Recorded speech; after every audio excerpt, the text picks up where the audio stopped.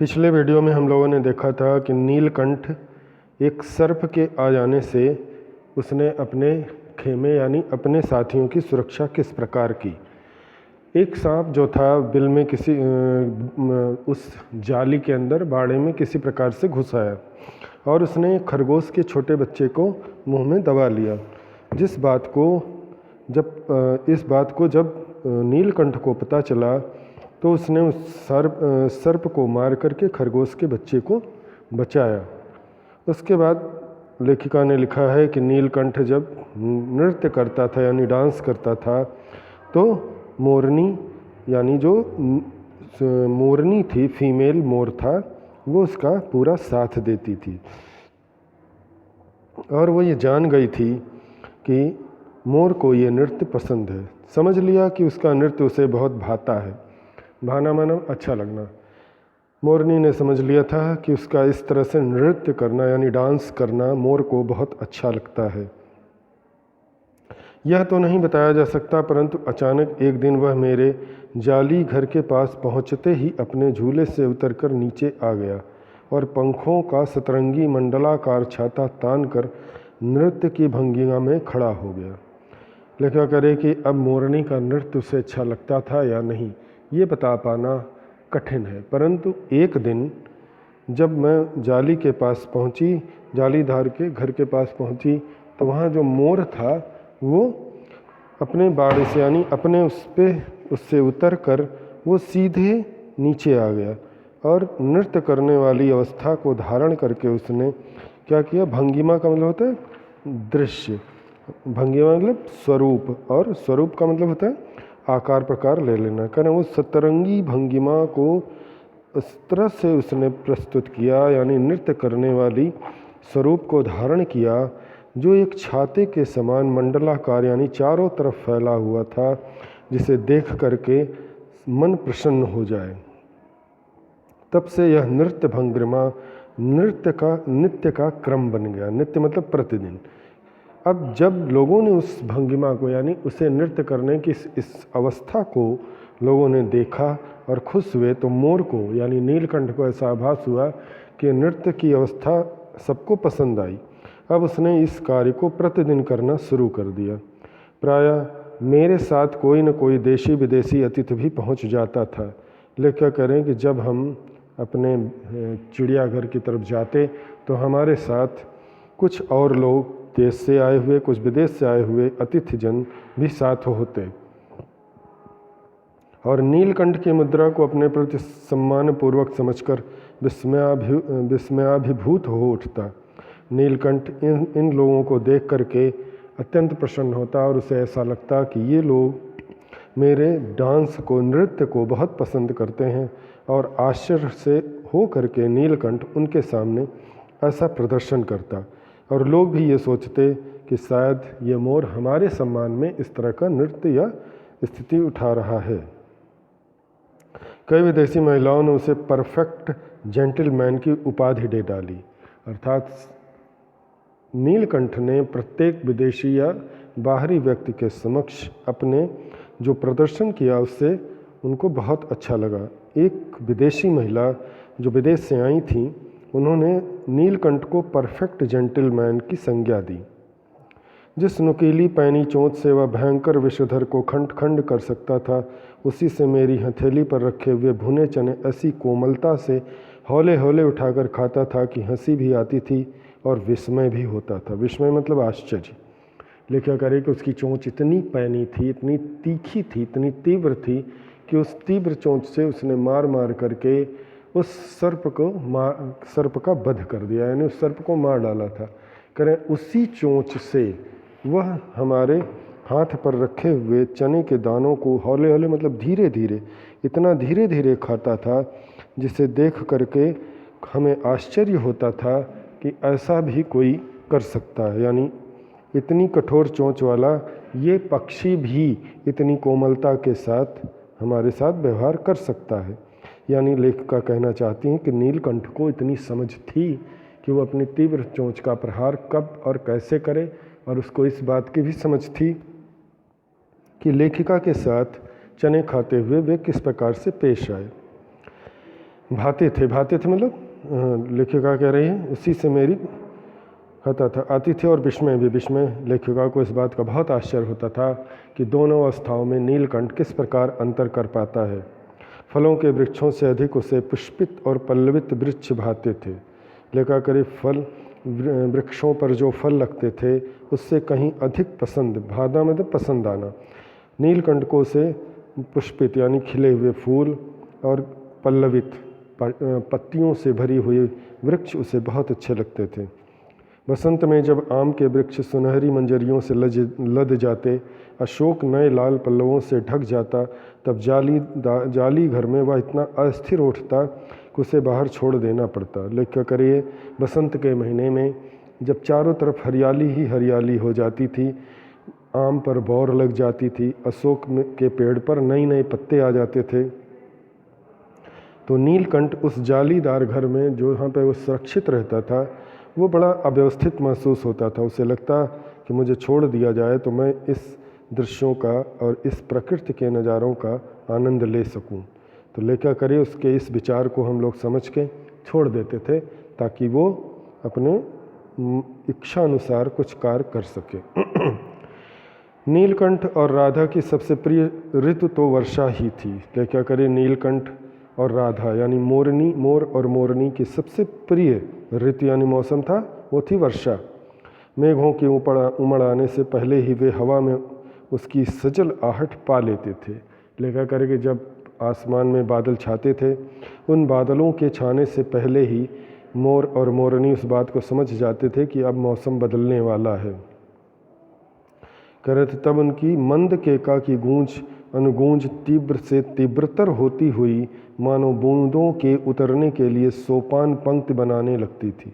लेखा करे कि तब दोनों तीव्र आवाज़ करने लगते, तरह तरह की आवाज़ करते, और जैसे ऐसा लगता जैसे इस बूंदों के यानी इस तीव्रता से आसमान से गिरती हुई बूंदों का स्वागत कर रहे हों। करें मेघ के गर्जना के ताल पर भी उनके तन्मय नृत्य का आरंभ होता। करें मेघ आसमान कितना भी गर्जना करता रहे परंतु वे उसका ध्यान न दे करके नृत्य पर ही अपना ध्यान रखते थे।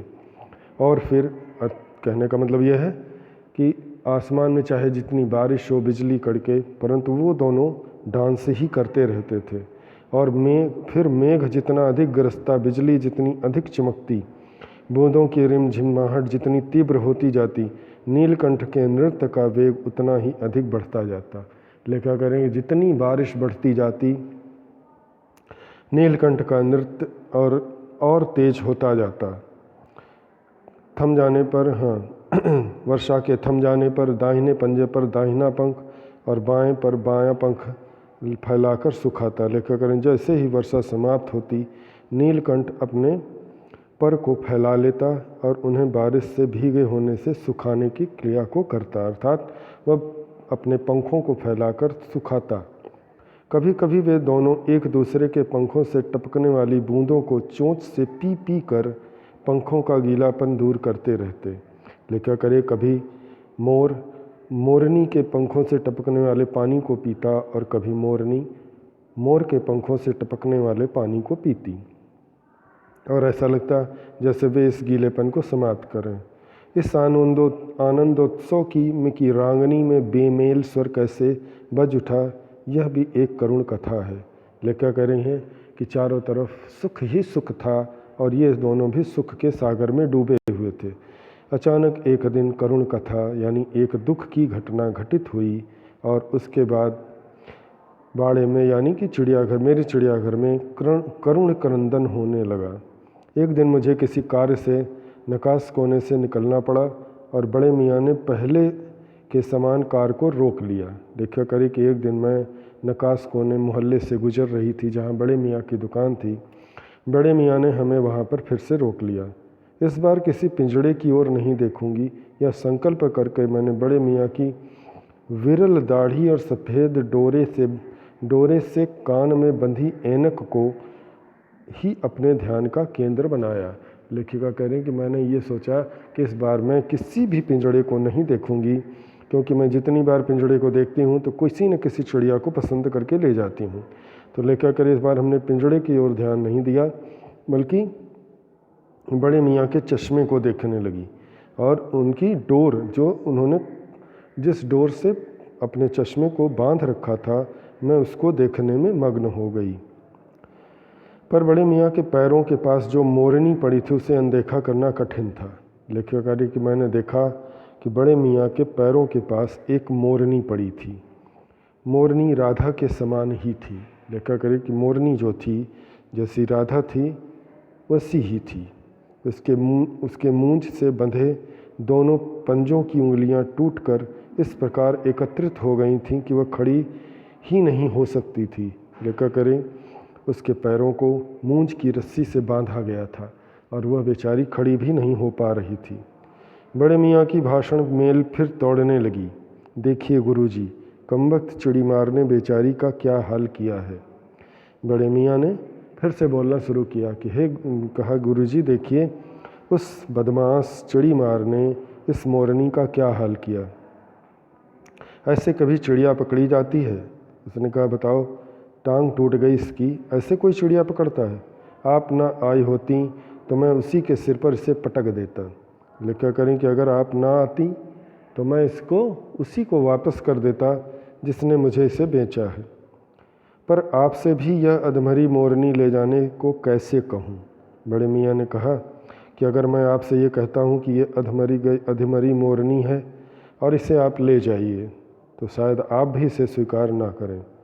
सारांश यह है कि 7 रुपये देकर मैं उसे अगली सीट पर रखवा कर घर ले आई। लेकिन करिए अंत में मुझे उस मोरनी पर दया आ गई और मैंने 7 रुपये दिए और उस मोरनी को अगली सीट पर बैठाकर अपने घर ले आई।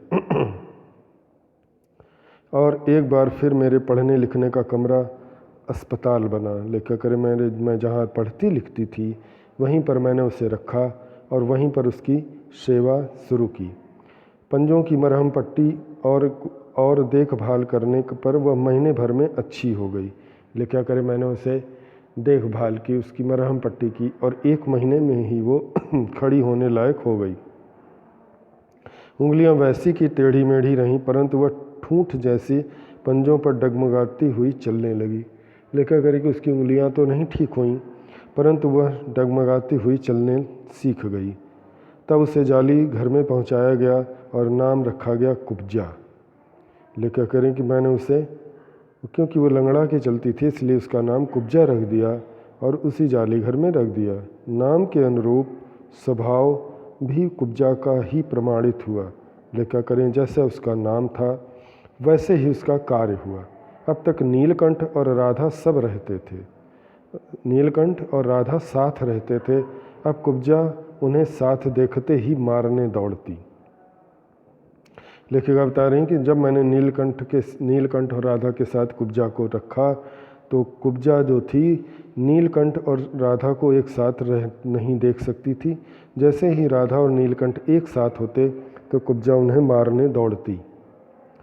चोंच से मार मार कर उसने राधा की कलगी नोच डाली। कर उसने राधा को इतना मारा कि उसकी कलगी यानी उसके सिर पर जो पंख थे टूट गए। कठिनाई यह थी कि नीलकंठ उससे दूर भागता था और वह उसके साथ रहना चाहती थी। लेकिन बता रहे कि कुब्जा जो थी नीलकंठ को पसंद करती थी और वो नीलकंठ के साथ रहना चाहती थी, इसलिए वो राधा को भगाती थी। परंतु नीलकंठ राधा के साथ रहना चाहता था और वो कुब्जा से दूर भागता था। न किसी जीव जंतु से उसकी मित्रता थी, न वह किसी को नीलकंठ के समीप आने देना चाहती थी। लेखा कह रही है कि कुब्जा इतनी बदमाश थी कि न तो वो किसी जीव जंतु को पसंद करती थी और कोई भी जीव जंतु जब नीलकंठ के पास आने लगता था तो वो उसे मार मार कर भगा देती थी। उसी बीच राधा ने 2 अंडे दिए जिनको वह पंखों में छिपाए बैठी रहती थी। इसी समय राधा ने 2 अंडे दिए और वह कुब्जा के डर से उसे छुपाकर बैठती थी। पता चलते ही कुब्जा ने चोंच मार मार कर राधा को धकेल दिया और फिर अंडे फोड़कर ठूंठ जैसे पैरों से सब ओर छितरा दिया। कुब्जा ने क्या किया कि जब उसे पता चला कि ये राधा के अंडे हैं तो उसने अंडों राधा को चोंच मार मार कर भगाया और उसके बाद उन अंडों को फोड़ दिया। फोड़ने के बाद फिर उसको चारों तरफ फैला दिया। इस कलह कोलाहल से और उससे भी अधिक राधा की दूरी से बेचारे नीलकंठ की प्रसन्नता का अंत हो गया। लेकिन अवतारें कि धीरे धीरे इस लड़ाई झगड़े को लेकर के और नीलकंठ का क्या था कि नीलकंठ का राधा से दूर होना उसे पसंद ना आया। धीरे धीरे नीलकंठ जो था वो परेशान रहने लगा और वह बिल्कुल भी उसका मन नहीं लगता था। फिर के लेखिका बता रही हैं कि जब अंडे फोड़ देने के बाद अब नीलकंठ की खुशी का सारा सरोवर ख़त्म हो चुका था, सूख चुका था और कुब्जा ने उसे नष्ट कर दिया था।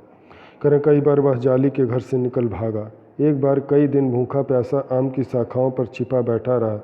जब से बहुत पुचकार पर मैंने उतारा, एक बार मेरी खिड़की की शेड पर छिपा रहा। लेकर उतारें कि नीलकंठ कुब्जा से भागने के लिए वह जाली से पहले भागा। फिर उसने भूखे प्यासे रहकर पेड़ की शाखाओं में छुपा बैठा रहा। जब मैंने उसे बहुत बुलाया तब वह नीचे आया और फिर खिड़की की शेड यानी छाया में छुपा बैठा रहा। मेरे दाना देने जाने पर वह सदा ही की भांति पंखों को मंडलाकार बनाकर खड़ा हो जाता था, पर उसकी चाल में थकावट और आँखों में एक शून्यता रहती थी। लेकिन जब मैं उसे दाना देने जाती थी तो वह मेरा स्वागत करता था और अपने पंखों को गोल बना लेता और मेरी ओर देखने लगता, परंतु वो एक थका हुआ और हारा हुआ प्राणी नज़र आता था। अपनी अनुभवहीनता के कारण ही मैं आशा करती रही कि थोड़े दिनों के बाद सब मेल हो जाएगा। लेकिन मुझे इतना अंदाज़ा नहीं था कि इसका क्या हाल होगा। मैंने सोचा थोड़े दिनों में सब ठीक हो जाएगा। अंत में 3-4 मास के उपरांत एक दिन सवेरे जाकर देखा कि नीलकंठ पूंछ पंख फैलाए धरती पर उसी प्रकार बैठा है जैसे खरगोश के बच्चों को पंखों में छिपाकर बैठता था। मेरे पुकारने पर उसने न उठने पर संदेह हुआ। लेखिका कह रही है कि एक दिन जब वह गई तो उसने देखा कि खरगोश के बच्चों को बचाने के लिए जब वह अपने पंखों में छुपा लेता था, वैसे आज नीलकंठ बैठा था।